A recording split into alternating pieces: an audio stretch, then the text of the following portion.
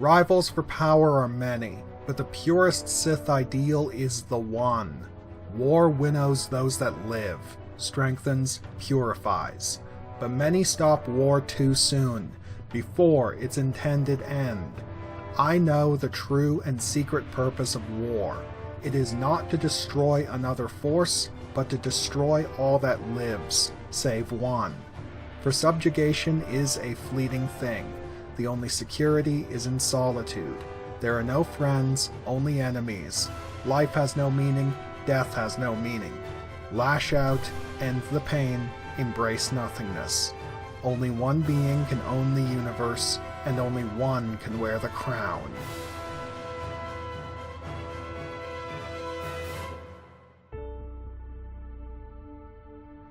I'd thought I knew more than I needed to know about telepathy, but Master Omo showed me that I was wrong.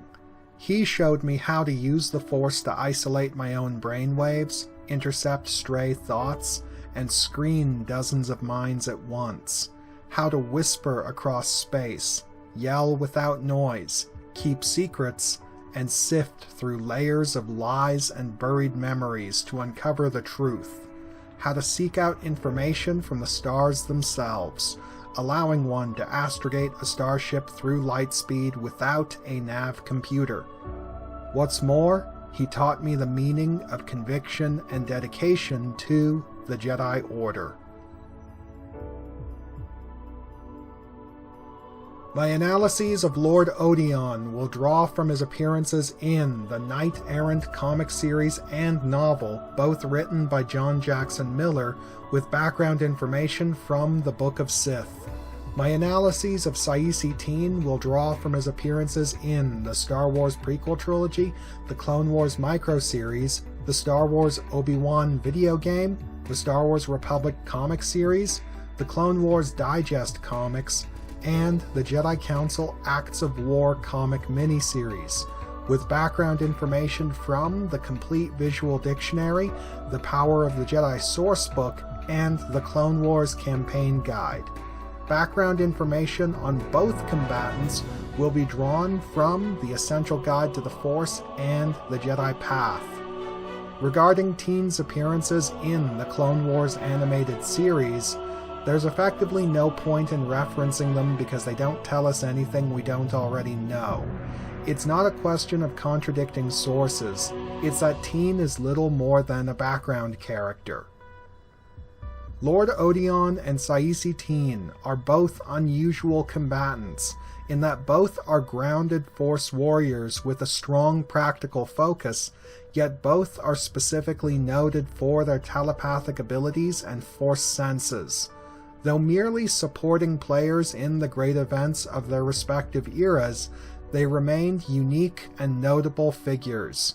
If these two masters of mental manipulation were to meet in single combat, who would win?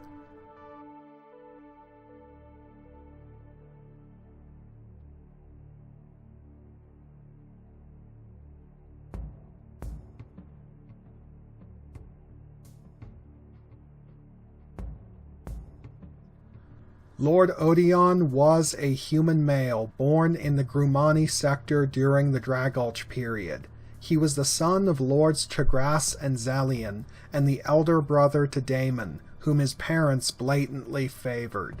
Prior to his death on Vanaheim in 1032 BBY, Odion had been active as a Sith Lord at least since the massacre of Aquilaris in 1042, so we can infer an approximate age of 30 to 35.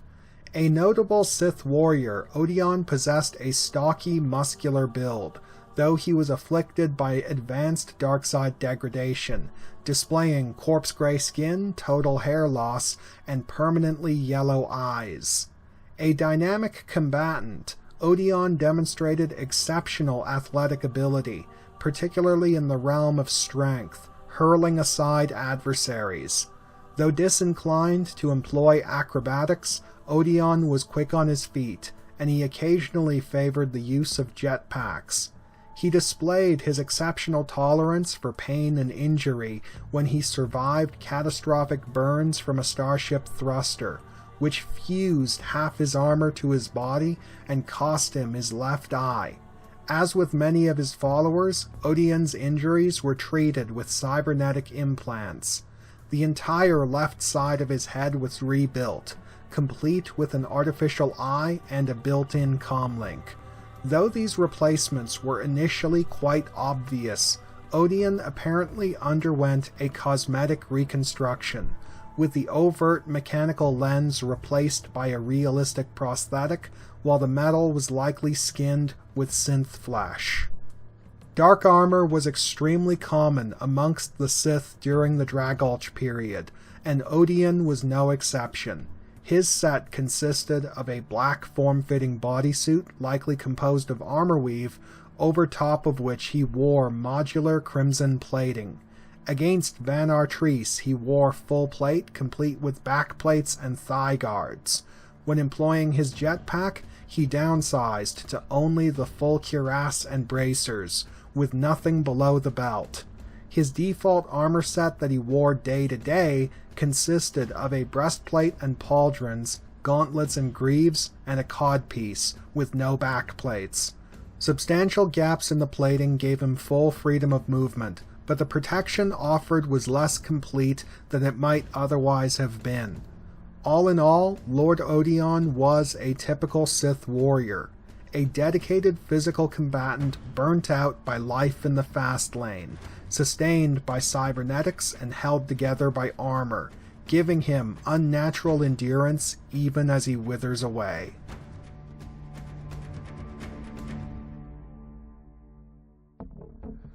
Saesee Tiin was an Iktachi male born on his species' homeworld of Iktach during the Republic Golden Age.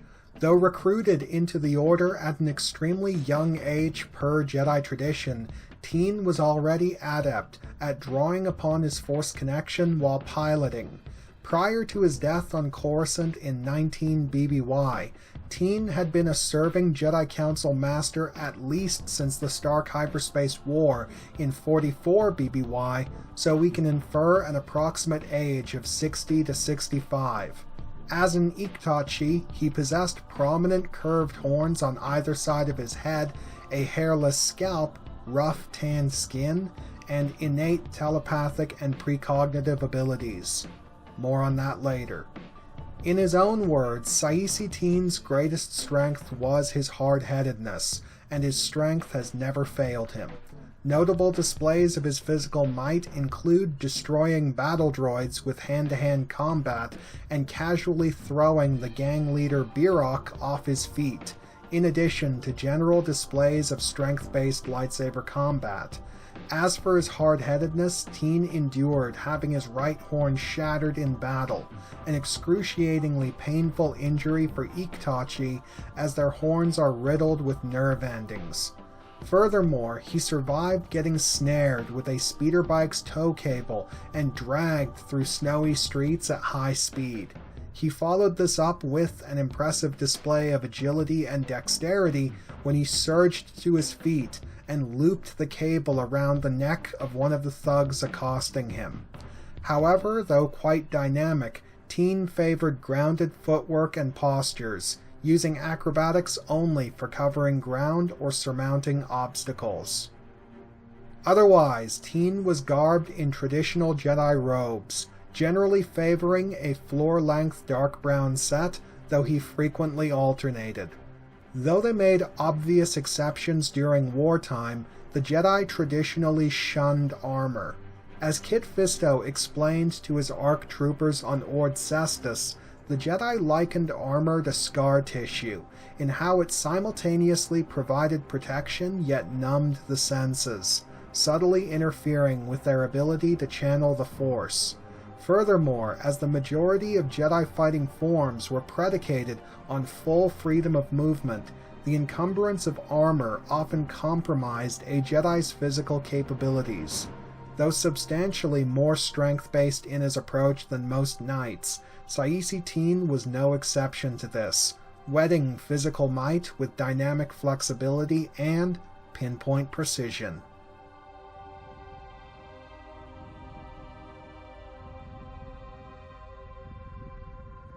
Starting from the top with their athletic performance levels, I view Lord Odion and Saesee Tiin as comparable across the board. Though Tiin is far more heavily featured within continuity and therefore has more confirmed feats, all of Odion's demonstrations are roughly equivalent to Tiin's. Both are dynamic physical heavyweights capable of hurling aside human-sized opponents, and both favor grounded footwork, using acrobatics quite sparingly. Though Odion has never displayed precision lightsaber combat comparable to Tiin's, I would attribute this to Tiin's technique. Though Iktachi are evolved to endure the harsher environment of their homeworld with their leathery skin acting as natural armor, I see this advantage as completely overshadowed by Odion's dark armor, which is historically designed to be lightsaber resistant. Though Odion's default armor set is much lighter than, for example, Darth Malgus's, it still gives him a margin for error that Tiin simply doesn't have. Though the power of the Jedi comes from their willingness to expose themselves to the currents of the universe, the trade-off is that they are completely exposed. Lord Odion gets the edge for physical ability.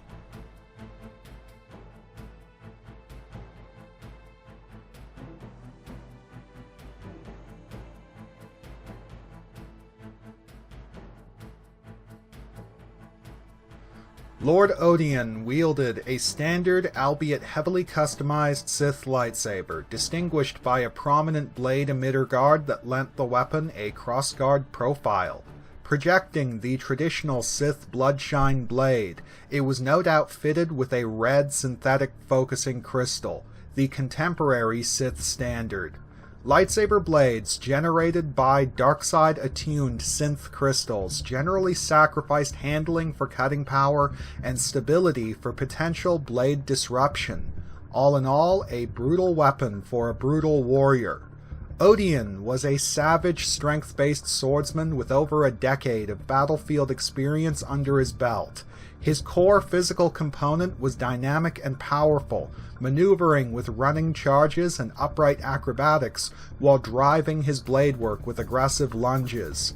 He favored a one-handed grip in general combat and a two-handed grip when dueling, his moveset consisting of cleaving slashes, stalwart blocks, and thrusts. He further supplemented his style with moderate physical combat and force integration. To put it plainly, Odion was Darth Malgus light. Though Odion's chosen lightsaber form was never confirmed, his simplistic technique and heavy battlefield optimization suggest the determination form Shi Cho. Form 1 lightsaber combat, an adaptable and user-friendly general combat technique. Though the basic force-channeling discipline of Shi Cho served as the basis for Jedi training, surrendering so completely to the Force potentially left one open to the call of the dark side. Furthermore, this practice played into Odion's primary ability, which was to channel the pain and misery around him to telepathically project suicidal aggression. I would describe the guiding principle behind Odion's strategy as provoke and confront. He used his powers to disrupt enemy battle plans, creating a chaotic melee where his own heavily armed and armored suicide troops could dominate. A gleeful mass murderer, Odion's goal was always to inflict a maximum death toll, whether grinding away at enemy resistance with thousands of expendable followers, or exterminating them quickly with superweapons, shipping in a kinetic corruptor to detonate underground baradium veins on Chelua, and inserting a death spiral emplacement on Gazari. Odion reveled in single combat, constantly working to subvert an opponent's composure with psychological warfare. As he demonstrated against Van Artrice, even an opponent who refuses to be provoked could still be distracted, leaving them open to a fatal backstab. However, Odion had difficulties dealing with slippery defensive opponents, failing to prevent Kira Holt's escape after flushing her out on board the Spike. Furthermore, he failed to notice until too late when he was being baited, attributing Daemon's token defense of Chelua to his capricious nature, resulting in the loss of his best legion when Daemon sprang his trap. When pursuing Kira Holt after the battle, he was caught off guard by Gorlan Paladane, who drove Odion into a starship thruster afterburn, with Odion only barely escaping with his jetpack. Lord Odion was at his best when he had the element of surprise, as his success was predicated on undercutting enemies rather than outwitting them. A heavyweight combatant, he went out of his way to escalate the violence, turning battle into a meat grinder. However, against opponents who kept their distance and refused to be provoked, he advanced too far, too fast. His style was designed to deal with the savage knee-jerk aggression projected by his mental abilities, not a dissection delivered by a skilled opponent. As Daemon phrased it, Odion's idea of surprise was to punch with his left hand instead of his right.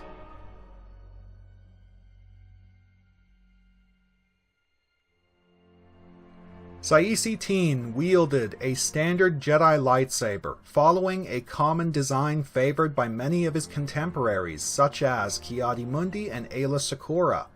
The hilt was 26.6 centimeters in length and 4.5 centimeters long, composed of alloy metal with a ridged hand grip on the upper end of the hilt that supported a two-handed fighting style. Mechanically, the weapon featured a locking switch that kept it active when thrown, and was fitted with a green-hued Ilum crystal, which generated blades with less cutting power but superior handling compared to Sith synthetic crystals. Notably, Tiin's hilt was comparatively pristine compared to his contemporaries, as he spent most missions in the cockpit as a Jedi ace rather than on the battlefield. Despite this, Tiin was a renowned Jedi swordmaster, honing his skills by sparring with fellow council members and participating in numerous major ground battles. A stalwart power duelist, he preferred to hold his ground rather than evade. He maneuvered with running charges, occasionally covering ground with upright acrobatics while supplementing his blade work with physical throws and elbow strikes. Favoring a two-handed grip on his weapon, he executed sweeping slashes and cleaves with pinpoint precision, often striking multiple targets with a single blow, while penetrating armor and crippling joints with heavy thrusts. He used rock-solid blocks to set up for active defensive counters, whether guided blast deflection on the battlefield or blade binding when dueling. Tiin's chosen lightsaber form is unconfirmed, but the prevailing wisdom is that he specialized in Form 5. He considered his greatest assets to be his strength and hard-headedness, enduring the assault before turning around and smashing through the opposition. His skills with both guided blast deflection and as a duelist suggest a mastery of both Form 5 variants, Shien and Gemso. Furthermore, I believe he supplemented his style with training in Shicho, a likely basis for both his crowd-fighting techniques and his unarmed combat skill, with many of his strikes correlating with the disarming slash and the Sarlacc sweep. Though he has participated in sparring matches with both Obi-Wan Kenobi and Mace Windu, Tiin has never been depicted fighting in a serious lightsaber duel, outside of his ill-fated confrontation with Darth Sidious, and all of his feats instead related to general combat. The Battle of Iktoch, 5 months into the Clone Wars, effectively played out as a philosophical debate between Tiin and Windu regarding the merits of the broadsword versus the rapier.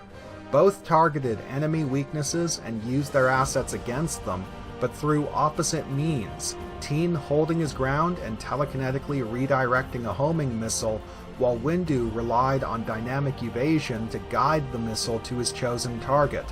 When infiltrating the rig 5 months later, he pretended to be a traveling merchant and tricked the station quartermaster into stealing his cargo, allowing Tiin to destroy the station's hangar and storerooms with explosives planted in the crates. On Diado, shortly before the Battle of Coruscant, Tiin was dispatched to infiltrate the local CIS base and steal a prototype starfighter. He began by antagonizing a local gang on the Separatist payroll, who attacked him in the streets and snared him with a speeder bike's tow cable.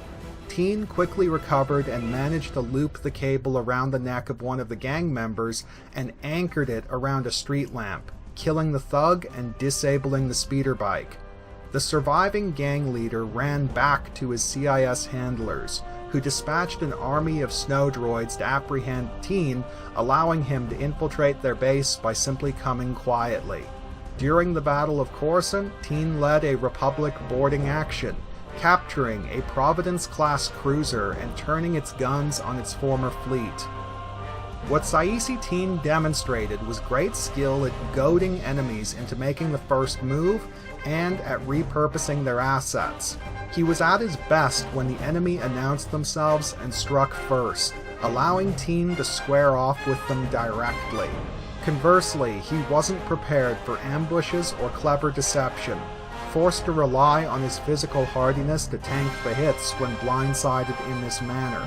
Lastly, his success was largely predicated on superior strength or power, and when unable to smash through the opposition, he couldn't make a dent. I would attribute Tiin's death at the hands of Darth Sidious to both factors, as all of the Jedi present underestimated this treacherous fighter, and none of them were prepared to deal with the Dark Lord's sheer power. Saesee Tiin and Aegon Kolar were caught off guard, while Kit Fisto was simply overwhelmed.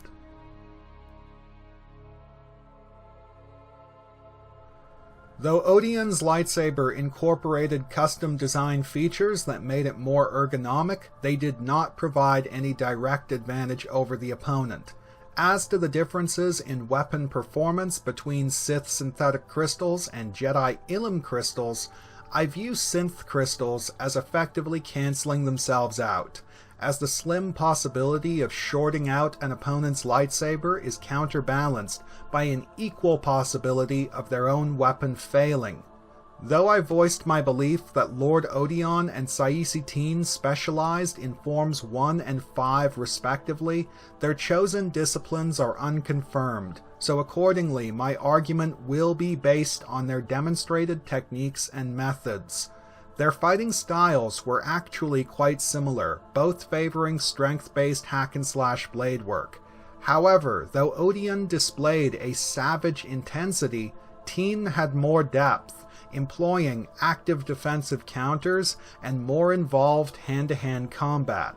Though Tiin has not participated in any serious lightsaber duels, his technique clearly incorporated dueling-centric components, whereas Odion's battlefield-oriented style was intended to combat opponents caught up in the mindless aggression that Odion projected. Whether or not Odion's telepathic abilities would subvert Tiin's composure will be addressed when I discuss their respective Force abilities, which leaves us with the question of whether or not Odion's tactics could compensate for his lacking technique. After all, Odion is a more experienced duelist. On the one hand, Odion's emphasis on frontal assault plays into Tiin's hands, as his reliance on shock and awe means that he is loudly announcing himself and his intentions, meaning that Tiin will be able to see him coming and square off with him properly. But on the other hand, Odion is precisely the sort of treacherous and ruthless fighter that Tiin has trouble engaging. However, Odion isn't Sidious. He can capitalize on Tiin's mistakes, but he can't induce him into making any. Instead, Odion is more likely to do what he always does, advance too far, too fast, and leave himself open to counters, which Tiin is optimized to deliver. Saesee Tiin gets the edge as a martial artist and lightsaber duelist.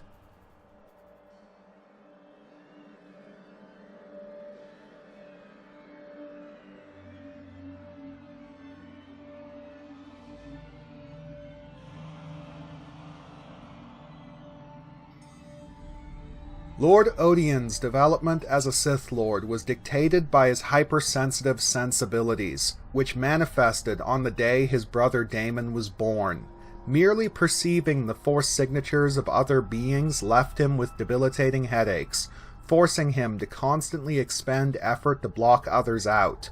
When he learned that he experienced relief by snuffing out the bright lights, he developed a nihilistic hatred of life, which in turn fed into a paranoid fear of others and the threat they represented. This attitude was a necessary response to living within the Sith aristocracy, where every individual was either a rival for power or a tool to be exploited. As Odion saw it, the only true security was in solitude, and with no reason to check his bloodlust, his pursuit of relief through killing became an addiction. With his disability came the ability to channel the pain and misery around him to telepathically project suicidal aggression. This capacity to instigate violence drove his development as a Sith warrior, while his need to feed off misery dictated his leadership style as an independent feudal Sith warlord. His immediate followers, the novitiates, were a suicide cult whose members had all passed the point of no return, their only solace in death and their only reason to live, vengeance. His domain, the Odionate, was a brooding dystopia where individuals were sorted by their species' attributes and children were given an isolated education, completely unnurtured. For Odion, no death felt better than those people embraced willingly, and so he ensured that his subjects had no reason to live. In battle, Odion channeled the pain and misery of his own oppressed slave armies to instill enemy forces with suicidal aggression, disrupting enemy formations and battle plans. In single combat, with only the potential pain of the opponent to feed on, he applied Dun Mok, using verbal taunts to instill despair and aggression. This tactic was enabled by his ability to probe the thoughts of others, gaining intelligence on Daemon's plans from Kira Holt. Furthermore, Odion found that every death was unique and to be savored, and so he remembered everyone he had ever killed and every presence that he had ever encountered. He even displayed a precognitive death sense associated with places and objects, guiding him from battle to battle. Otherwise, Odion heavily emphasized physical combat, clearly driving force enhancement with dark rage, and frequently demonstrating superhuman strength and agility. However, though surviving starship thruster burns demonstrated his ability to focus through pain, Odion did not display any ability with healing techniques, a typical weakness of Darksiders. Though his injuries necessitated a cybernetic refit, his continued ability to project Force lightning indicated that the overhaul likely did not include prosthetic limbs.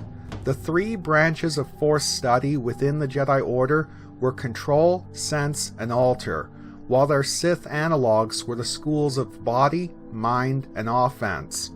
Most Sith warrior-style combatants poured most of their focus into the Body and Offense schools, unleashing the destructive fury of the dark side with telekinesis and lightning. Odion, on the other hand, clearly emphasized the Body and Mind schools, making him an unusual variation on the Darkside Cavalier mold.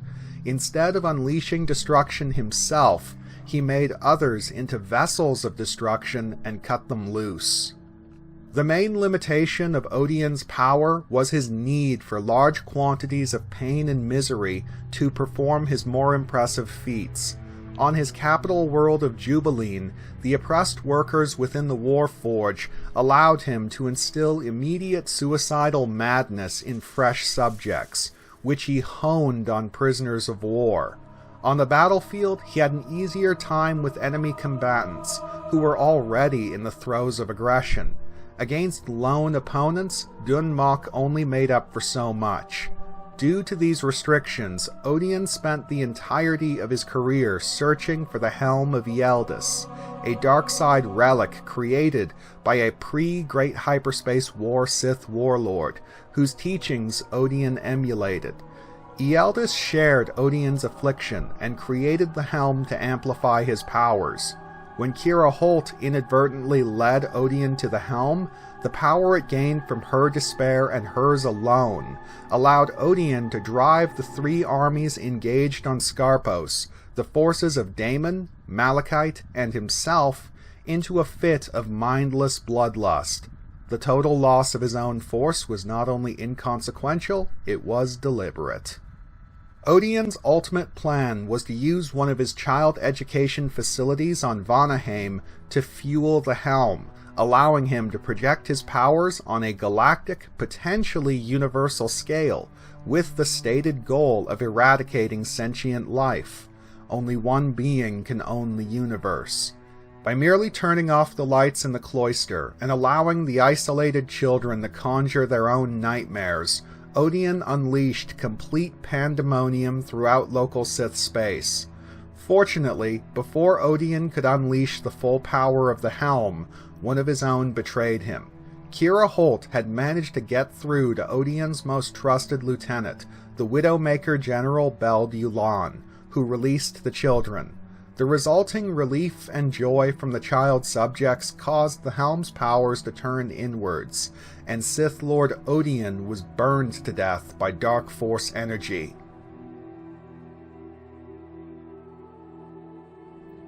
The Iktachi were renowned throughout the galaxy for their telepathic and precognitive abilities and their innate skill as pilots. In fact, Saesee Tiin's latent force sensitivity first expressed itself behind the controls, which brought him to the attention of the Jedi Order.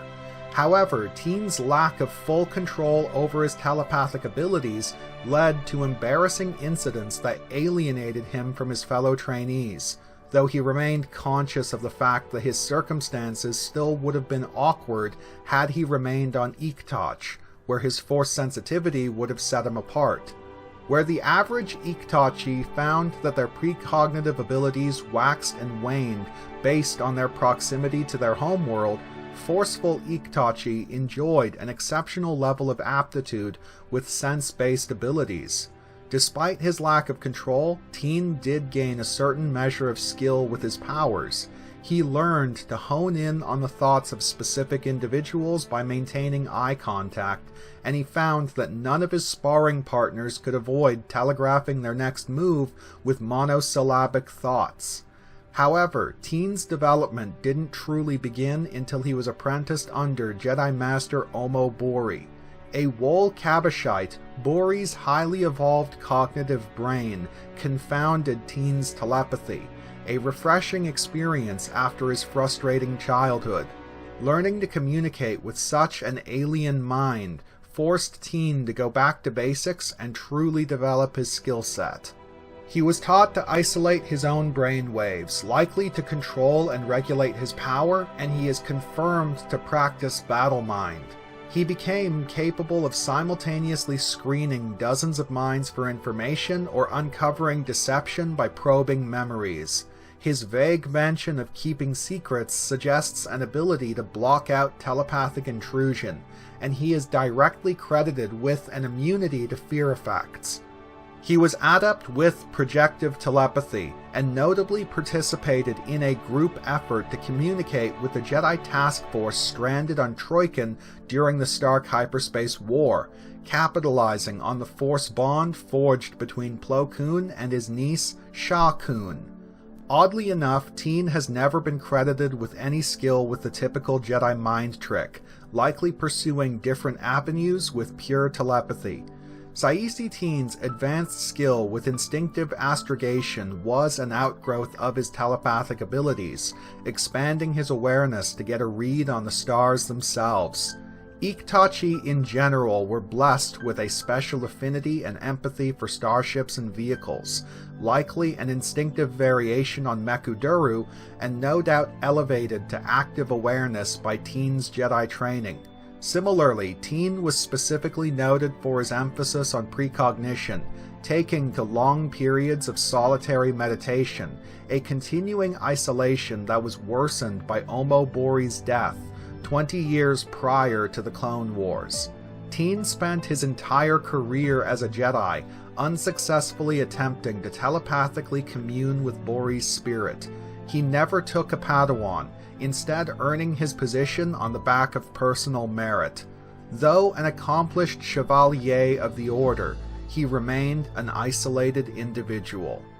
Though the Sense branch remained Tiin's primary focus, he still required direct practical abilities for field operations, developing various control and alter branch powers. Force enhancement provided the superhuman strength and reflex necessary for lightsaber combat, and he possessed specific knowledge of force speed. Though Tiin has not been credited with any skill in the healing arts, he was capable of combative tutaminis, though whether he could actually deflect force lightning or was restricted to mere blaster bolts isn't established. With telekinesis, his lifting strength was in the multi-ton range, foiled only by an Ultra Battle Droid's onboard density projector. His kinetic output was sufficient to hurl a battle droid 4 kilometers, and he smoothly integrated force pushes into lightsaber combat. And behind it all, Tiin has always been capable of reading an opponent's intentions via telepathy. Intriguingly, though accounts are conflicting, telepathy did play a role in Saesee Tiin's demise. As we all know, the choreography for the showdown on Coruscant was an absolute mess, a fact that many tie-in sources tend to dance around. Lightsabers, a guide to weapons of the Force, attempted to explain it away by stating that Palpatine was projecting a concentrated dark side confusion haze, evidently to undercut his Jedi opponent's focus and concentration, a feat which is admittedly quite plausible for a Sith Lord of Palpatine's power. The Revenge of the Sith novelization presented an alternative version of events, where Palpatine made a plea of innocence and invited Tiin to telepathically probe him. When Tiin lowered his blade while concentrating, Palpatine rushed in with force speed and decapitated him immediately. Either way, Saesee Tiin's ultimate fate was to fall to Darth Sidious's blade.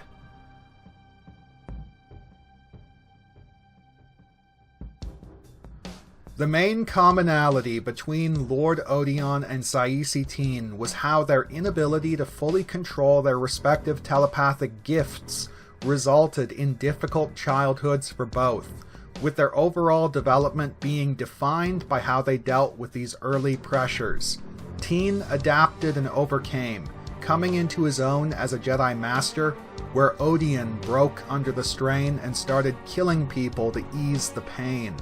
In most matchups, I usually end up ruling out telepathy, either because one or both of the combatants possess a telepathic immunity, or because one or both simply didn't make a habit out of using such powers in combat.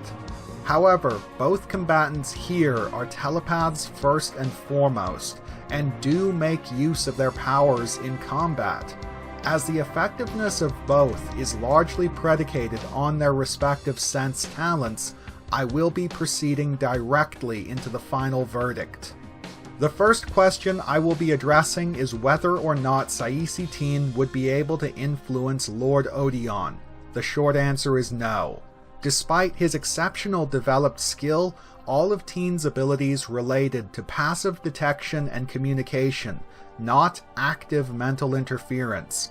He was never shy about capitalizing on his powers in combat, but his approach centered around using them to get a read on his situation, his insight informing his strategy.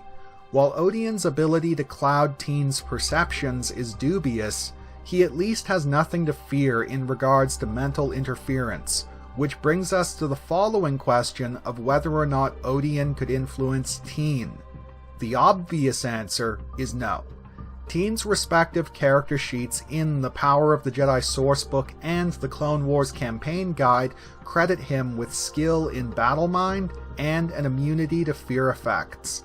In his lecture on telepathy presented in The Essential Guide to the Force, he outlined his ability to isolate his own brain waves, regulating his thoughts. However, Tiin was successfully influenced by Darth Sidious, and Odion's projected aggression is clearly not a fear-based power, so anything is possible. Perception is a tool that's pointed on both ends. This brings us to the question of what would happen if Odion were to successfully influence Tiin. My position is that he would quickly realize that he's made a terrible mistake. What Sidious used against Tiin was a concentrated darkside confusion haze, which undercut Teen's focus and concentration, compromising his ability to use the Force and leaving him easy prey for the Dark Lord of the Sith. The problem with Odion's projected bloodlust is that, when used against a Force wielder, he's effectively inducing dark rage. Though victims of his power are undercut defensively and strategically, they are operating at their peak offensively, which means that Odion is constantly gambling on his ability to exploit their suicidal overcommitment instead of being overwhelmed. While this may be enough against the no-name Sith enforcers active within the Grumani sector, a reigning Jedi Swordmaster empowered by the dark side is probably more than he can handle. Quite simply, Odion's telepathic abilities either accomplish nothing or they seal his fate, creating a situation analogous to Count Dooku's final duel with Anakin Skywalker. Furthermore, as Odion's telepathy is based on channeling misery to project bloodlust, he is constantly broadcasting his intentions, meaning that Tiin would have an easy time reading him. Compounding these disadvantages is Teen's greater versatility as a practical Force wielder. Telekinesis allowed Teen to weaponize his environment, where Odion's only alternative to telepathy was Force lightning. Though Teen's level of ability with Tutaminis isn't established, he is capable of dealing with Force lightning, with his lightsaber if nothing else. In conclusion, Lord Odion's savagery and ruthlessness makes him a credible threat to Saesee Tiin, but his overspecialization in more elemental Force abilities has reduced him to a one-trick pony. The ultimate irony of Odion is that his most fervent desire was the security and relief of utter solitude, yet he was utterly reliant on the support of his followers to fill in the gaps in his skill set and function as a Sith Lord. By contrast, Master Tiin developed refined practical skills with a wide range of possible applications, allowing him to neutralize Odion's assets and probe for his weaknesses. I declare Saesee Tiin the victor.